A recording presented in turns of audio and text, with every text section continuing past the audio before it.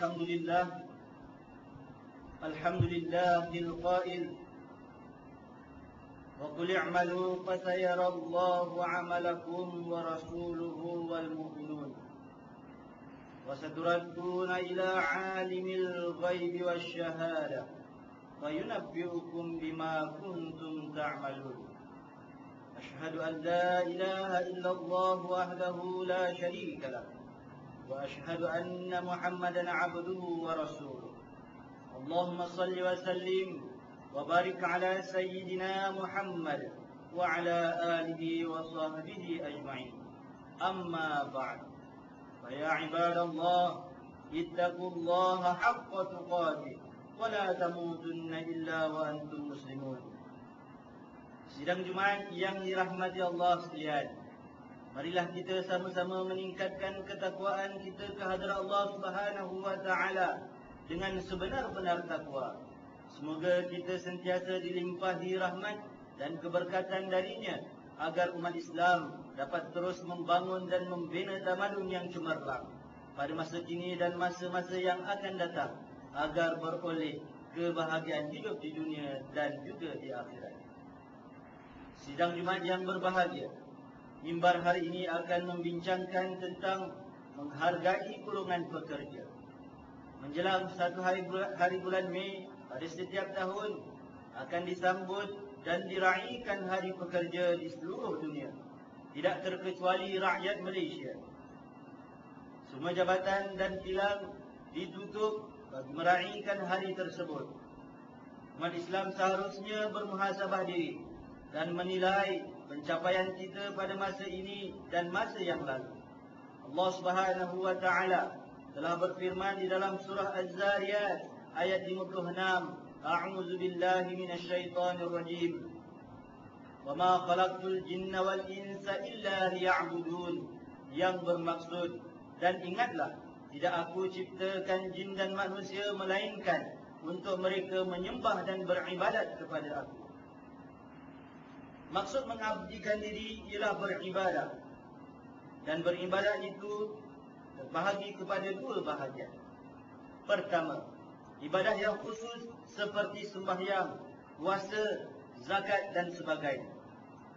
Yang kedua, ibadah umum yang dianggap fardu kifayah seperti mereka yang bekerja sebagai peniaga, penternak, pengilang, nelayan dan sebagainya. Sidang Jumaat yang dirahmati Allah, budaya kerja dan etika kerja Islam sekiranya diamalkan akan melahirkan ciri-ciri yang baik dalam masyarakat, khususnya dalam masyarakat pekerja itu sendiri. Rasulullah sallallahu alaihi wasallam telah bersabda yang mafhumnya, sesungguhnya Allah Subhanahu wa taala sangat cinta kepada orang mukmin yang bekerja dengan tekun.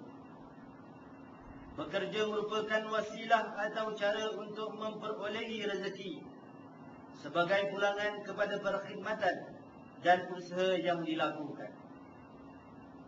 Ada sekurang-kurangnya 3 jenis balasan bagi mereka yang kerjanya menjadi ibadah. Yang pertama, ia mendapat balasan dalam bentuk material, yakni wang ringgit. Yang kedua, ia mendapat balasan dalam bentuk kepuasan kerja, yakni kepuasan kerja telah menyelesaikan kerja tersebut. Ketiga, mendapat pahala untuk hari akhirat kelak. Ia akan lebih bersemangat untuk kuat bekerja dan sudah tentu hasil kerjanya lagi akan bertambah baik. Dia boleh menjadi seorang yang produktif, proaktif, disiplin, boleh dipercayai dan akan selalu berwaspada untuk mengelakkan diri daripada sebarang kemungkaran, termasuk perkara-perkara yang tidak bermoral. Ini akan menghasilkan pekerja yang berprestasi tinggi.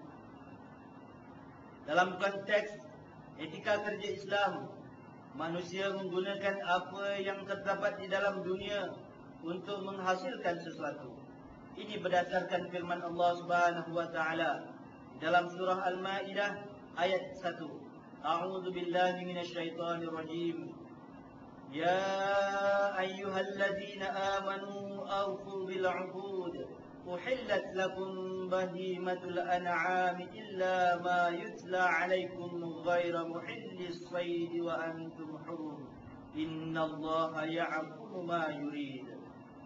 Yang bermaksud, wahai orang-orang yang beriman, penuhi serta sempurnakanlah perjanjian-perjanjian.